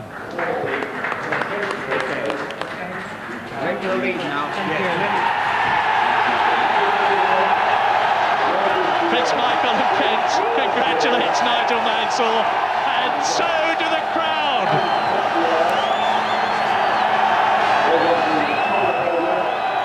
This is what we saw last year, and we're seeing it again.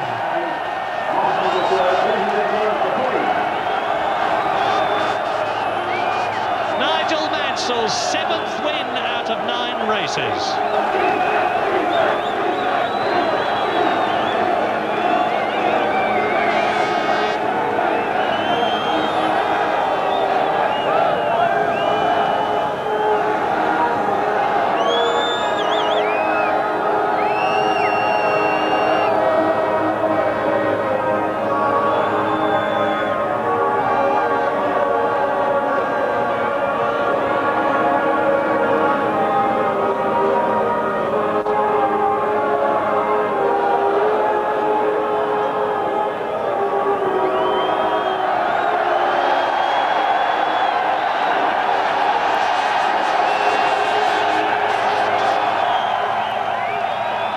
Of joy go down Nigel Mansell's face, and there's a break in my voice, I'll tell you. With, for the 2nd week in succession, the same 3 men on the podium. Prince Michael, that's it! That's the winner's trophy. And those 3 men, winner Nigel Mansell, 2nd place Riccardo Patrese, 3rd position Martin Brundle.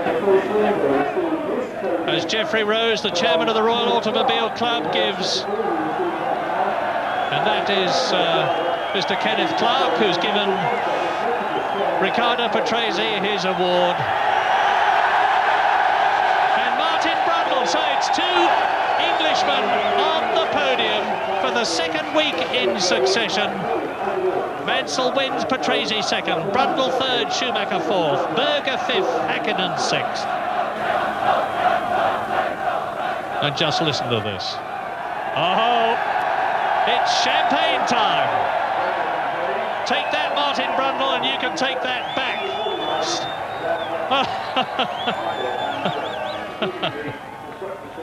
Well, this may seem rather childish, but it is an enormous release of tension.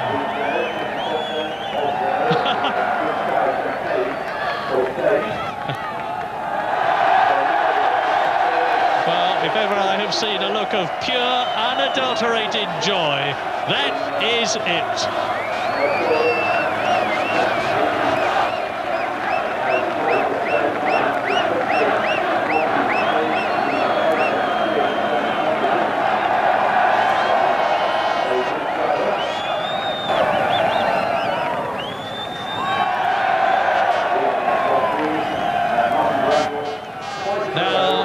Mansell, Riccardo Patrese and Martin Brundle go into the press office to give the interviews to the press, and you'll be reading all about it tomorrow. Well, you've seen it here. He stays alone, savouring the moment. Who can blame him?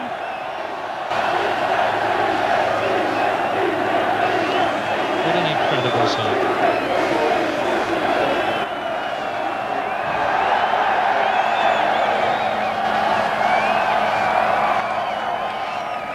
Well, there is the car. They got it back all right, and just a quick look, both the wing mirrors are there.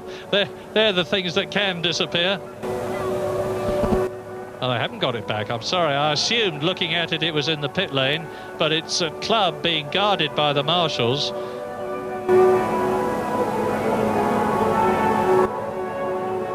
Because it's their responsibility to get that car back to the Parc Fermé for Charlie Whiting, the FISA scrutineer, and his colleagues to give it the once-over and make sure it's all legal in terms of things like wing height in particular. But I have absolutely no doubt that it will be. Well, this has truly been a British Grand Prix to remember. The second in succession, a victory for Nigel Mansell, and the fourth in his career. He first won in Britain at Brands Hatch when it was the European Grand Prix, but he's won the actual British Grand Prix now 4 times with 2 second places. When he said before the race last week, Silverstone belongs to me, he was not joking. And Tony Jardine is waiting to talk to the winner, Nigel Mansell. Nigel, what a win, what support. Silverstone has become Mansellstone. You must be absolutely thrilled. I'll tell you. Oh, yeah. But easy, isn't I? Yeah, the only thing was I was worried about getting back to the pits, and I mean, I had to slow down so much because they were blocking the track, and actually ran one person over, and he was a very big man. But we were only going a few miles an hour, but oh, he loved it. But anyway, I hope you're not hurt too bad. You got up and sort of picked me up, so many apologies for that. But the car, we just had to leave the car at club. There was no way through. Were you in any danger there, being mobbed by the crowd? Well, we were picked up and thrown about, and it was the marshals and police that rescued me. And I mean, what can you say? I've never experienced that in my whole career anywhere in the world, and I mean, they're fantastic, aren't they? It's just incredible. And now you've beaten Jackie Stewart's record, 28 wins. Yeah, I mean, that hasn't sunk in yet, and I mean, Jackie being the tremendous man he is and sportsman, when he sent me that telegram, he said he didn't expect me to be a member of the club too long, but I didn't expect to sort of beat it in the next race. And but for me, you know, it's just credit to the team and Renault, of course, who's given us the machinery to be able to achieve this. Was that a precautionary tyre stop? Yeah, we planned it, and you know, and then I was able to then sort of choose the pace that I wanted to sort of go. But I mean, I had a few little moments with coming up with people, and they didn't see me. But other than that, it was a great race.